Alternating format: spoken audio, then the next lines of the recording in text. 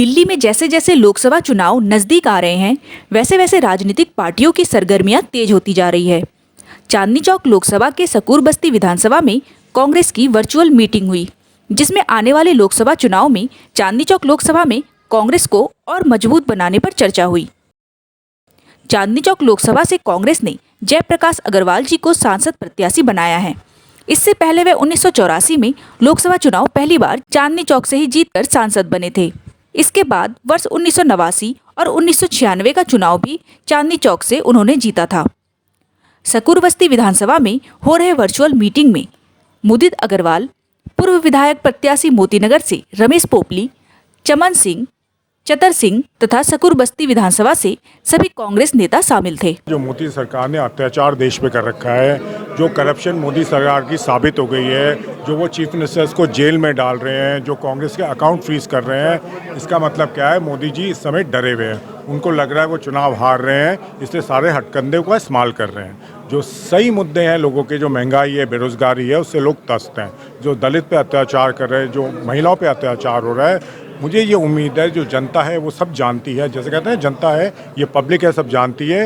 ये मोदी जी को मुंह तोड़ जवाब देगी और कांग्रेस के कैंडिडेट को, यहाँ पे जो इंडिया गठबंधन का कैंडिडेट है, दिल्ली में जो सातों कैंडिडेट हैं, आप पार्टी और कांग्रेस पार्टी का जो गठबंधन है, सातों को विजय दिलाएगी। और मेरा यही कहना है कि इस देश में प्रजातंत्र को बचाने के लिए, संविधान को बचाने के लिए, महंगाई से लड़ने के लिए, बेरोजगारी से लड़ने के लिए राहुल गांधी की 5 गारंटी को अपनाएं और कांग्रेस को वोट दें।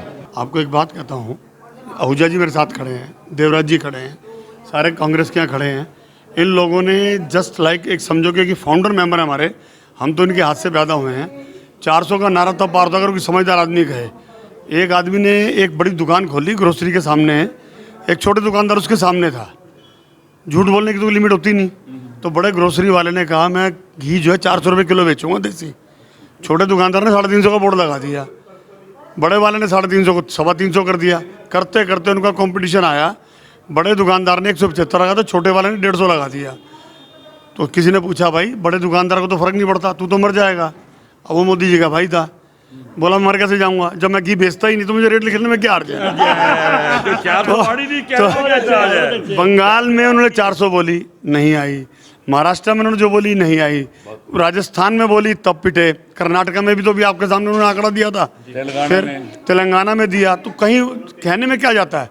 आज की डेट में अगर इंटरनेशनल मीडिया से ले लो चाहे लोकल ले लो, 2019 2014 जो गारंटियां दी थी वो तो पूरी कर ले। 2024 तो बाद में देखेंगे, पहले तो वो गारंटियां पूरी करें ना। फिर दूसरी बात क्या है, अब हम आते हैं लोकल के ऊपर। इस एरिया की समस्या इनको पता है।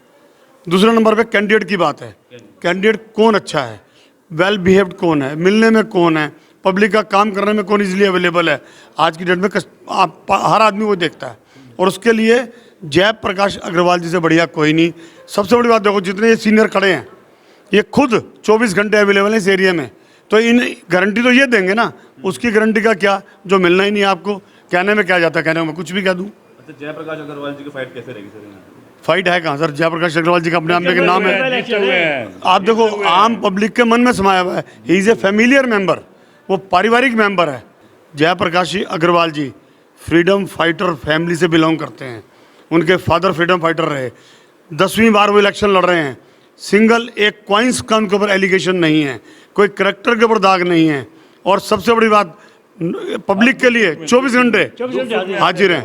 मैं तो उनके साथ ब्लॉक अध्यक्ष रहा, सिंपल एक ब्लॉक अध्यक्ष के लिए मेरे घर चल के मुझे शॉल उड़ाने आए, ऐसा आदमी कहाँ मिलेगा? और ये पब्लिक को भी मालूम है। उसके लिए कुछ कहना ना, सूरज को दिया दिखाना है।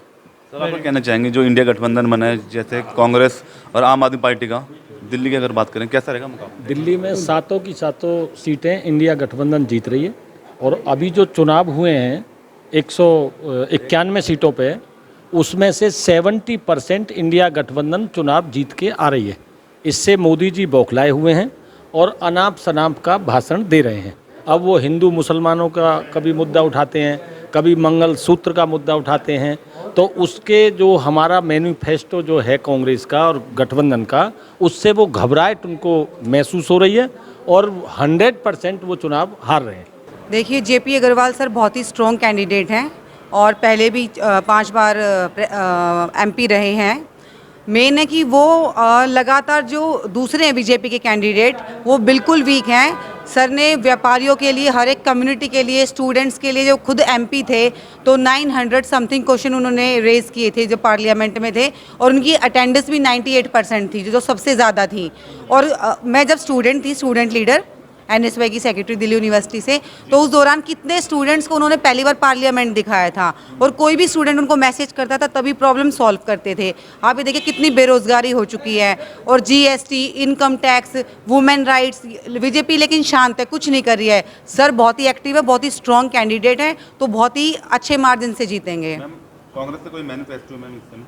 देखिए वुमेन के रिगार्डिंग है, 1 लाख रुपए जो सालाना के लिए किया है, उसमें यूथ का भी उन्होंने कंसिडरेशन रखी है। तो हर एक वर्ग को, किसान के लिए, स्टूडेंट्स के लिए, महिलाओं के लिए, सबके लिए उन्होंने अपने मैनिफेस्टो में जगह दी है। जबकि बीजेपी ने ऐसा कुछ नहीं किया, इन्होंने सिर्फ बेटी बचाओ बेटी पढ़ाओ का नारा दिया, लेकिन रियल में इम्प्लीमेंट आज तक कुछ नहीं किया है। आपका नाम क्या था? मैं सरस्वती विहार से अपने ब्लॉक अध्यक्ष राजेंद्र प्रसाद गोयल हूँ।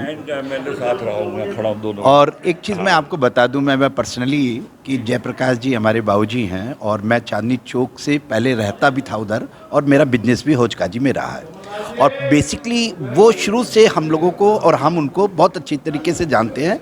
तो हमारे जो इलाके के लोग थे, उनका बिहार की मैं बात बता रहा हूँ कि कोई भी XYZ अगर बाबूजी के पास चला जाता था, जयप्रकाश जी अग्रवाल जी के पास चला जाता था, तो उठ के खुद पार्लियामेंट के मेंबर होने के बावजूद भी वो खुद उठकर उसकी समस्या को सुनते थे और हल करते थे। और उसके बाद मैं जब अपनी बिजनेस में हेड बना, तो प्रवीण खंडेलवाल जब कैट का बना, तो मैं देखता था कि हम लोग अपनी आवाज़, मैं दिल्ली ग्रेन मर्चेंट एसोसिएशन में भी और एग्जीक्यूटिव रहा हूँ, और हमेशा मैंने अपनी बात को ना उनके सामने रखी कैट में।